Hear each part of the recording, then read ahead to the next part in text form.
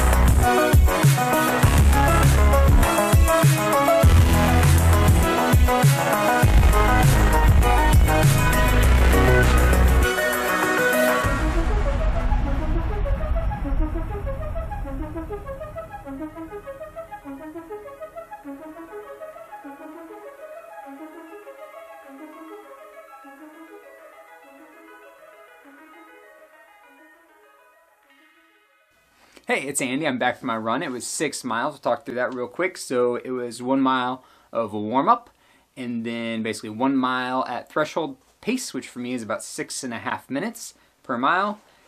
And then 1 mile to recover the heart rate and really just kind of take it mellow. And then 2 miles at threshold, so about 13 minutes at threshold pace, and then 1 mile back to my house. That gets me to 6, right? 1, 1, 1, 2, 1. Yep, that gets me back to the house. Run felt pretty good. It's getting cold. It was like 30 degrees when we started. When I started, it was wind chill, like was in the low 20s if I remember correctly. It's getting kind of cold, which is why I'm excited to have bought the Saucony Endorphin Speed RUNSHIELD. I have the Speed here, and I just talked about it in depth. Let's talk about kind of the difference between the two and the first impressions. So the specs real quick. Again, we have 35.5 millimeter stack height in the heel, 27.5 millimeter stack height in the forefoot for an 8 millimeter drop. I don't know what the advertised weight is. In my size, an 11.5. This was 8.4 ounces, which is really kind of incredible because the normal one was 8.9 ounces. So it's really kind of amazing that a shoe that you think should weigh more because of its design weighs less. So that's great. The heel cup is stiffer than at least the version 1. Maybe it's about the same as version 2, but you know, let me know if you have an opinion on that. The other big difference, let's see if you can see them. So the original one had an engineered mesh. You can see all of the vents for while you're running. This has some sort of, it's not Gore-Tex, I'm not exactly sure what it actually is called, but they advertise it as a water-resistant upper with a thermal layer. And I could honestly feel the thermal layer today, because my feet were getting kind of actually warm in these the last couple weeks in 20 and 30 degree weather. My toes were getting pretty cold by about maybe 10 or 15 minutes into any run. These, they were actually getting pretty warm, which I am actually really excited about. I don't like running with warm feet, but in Chicago, where I am, it is going to continue to get colder. It is going to, drop down with highs in the 20s before too long, and we're going to have, like we do every year, I'm sure, stretches where the highs are in the single digits Fahrenheit. And so to have a shoe that is a little bit warmer, it's not a trail shoe, it's not a full-on winter shoe, but just something with that little bit extra warmth is going to be greatly appreciated up here in Chicago. Let's see, another big difference between the two, and I could feel it right away. We talked about this shoe, the rubber. It's great in dry conditions. I actually think it performed admirably in like heavy rain and very wet conditions, having to run through standing water, even if it's little standing water or really wet. But kind of in the in-between, and I'll add even kind of a little bit when it's cold, the rubber would get a little hard.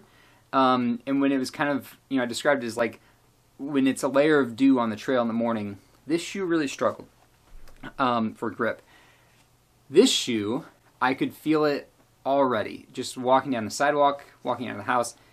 This ColdTrac rubber, I think is what they're calling it, is much, much grippier than what was on the original Speed, or even the Speed 2, because the compound between the Speed and the Speed 2 remained unchanged. But now there's something else, something new, and it is great. And as for rubber coverage, we have kind of the typical striking zones. We have heel, little rubber rails up the side, and then we have the rubber coverage in the toe box. So for the midfoot and forefoot strikers, right where you need it. Otherwise, we have exposed foam in the outsole, which has never been a problem for durability in any of the speeds, the regular speeds that I've had.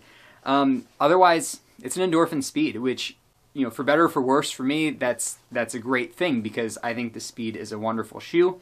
Got the speed roll technology, the geometry to the shoe, so when it hits, it wants to roll through the gait cycle. You have the same P-backs. It's the Power Run PB branded foam from Saucony in the midsole and the exact same stack height. It's great. You can feel the pop. You can also feel that it's forgiving. So today at threshold pace, it's 6.5 minutes per mile.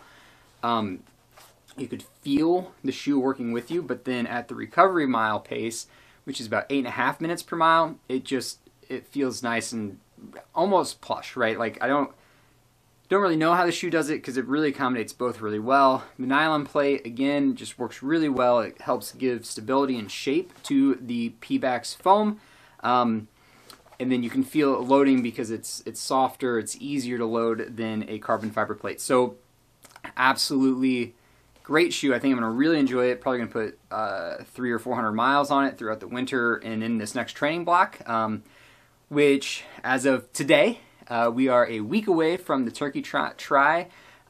Just to be honest, I'm having a little doubts in my mind about whether I can hit a PR. Just, I don't know, the training's been a little wonky for the last couple days. For the last week, it just doesn't quite feel like everything's syncing up, and so we'll get through it. We'll give it an honest effort. I'll probably go out at a PR pace, and if I can't hold on to it, I can't hold on to it, and that'll be that. So I'm not too concerned either way. It's a Turkey Try, it's a 5K. We're gonna really just have a lot of fun and hopefully have a great result afterwards. But then after that, we get immediately into the training block for the Austin Marathon, which is in February. So this shoe is going to get a lot of work through the winter months for that Austin Marathon in February 20th, I believe. That's really all I kind of got. I'm I just need to go online and research a little bit more about this guy. It's the GoPro Hero 10. I'm really enjoying it. I put it on selfie stick. I think it's either like 38 or 40 inch long selfie stick. Really enjoying it. I'm getting a little frustrated, but I'm sure the answer's out there. I will go find it. But if I don't have it like in the exact right orientation when I click the record button, the videos are coming out in portrait aspect ratio. So I think it's 9:16 versus 16:9. And those are it's just frustrating. It's another step in trying to have to turn it and post and get all of that correct. I'm sure there's a way to do it better, to do it more seamless. I will go find that way. Let's see. Oh, I'm repping my Missouri Tigers. They play tonight. They're not very good in basketball. At least they're probably not going to be very good this year. They play, I think, Northern Illinois. They just got absolutely run off the floor by the University of Missouri at Kansas City, which shouldn't really ever happen. So hopefully they can play a little bit better basketball. But nonetheless, I'm a proud alum, so I will continue to rep my school. Let's see. Other than that, I'm a huge Survivor fan. I've applied a couple times. Obviously haven't been on the show, or else everyone would have seen me on there originally or already. But they have a really good season going on. If you're not a fan, I recommend that you go look or you go watch. Give it a try. Go back and watch from the first episode. If I had a winner pick right now, I think it would be Ricard. I think he's playing a really good game. I think he's in a really good spot. And I think that he's getting a really good edit, particularly this last episode, which was the double tribal episode when you get there. So go watch it. It's been a lot of fun. I really enjoy it. Maybe you do too. So a couple things. If you watch Survivor, hit me up with your winner pick right now in the comments down below. I will go online and figure this out, but if you know the answer to my problem, I would appreciate an answer for that too. If you like the videos overall, I would appreciate if you subscribe. Leave any comment below. I'm happy. I would love to talk with all of you. And smash that like button, ring the bell, so that way when new videos come out, you get notified. So I really appreciate everyone out there that watches these. I appreciate any feedback, and I hope you all have a great night, and I'll talk to you later.